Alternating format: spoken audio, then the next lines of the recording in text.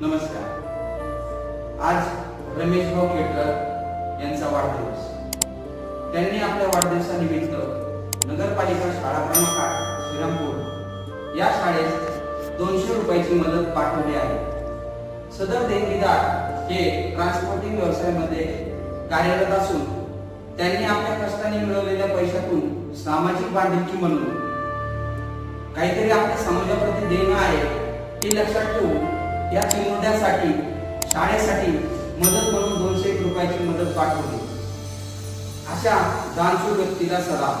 शाळेच्या वतीने आपणास उदंड आयुष्य लाभो ही सर्वांची शुभेच्छा। सगळे बोला happy birthday, happy birthday, happy birthday, happy birthday.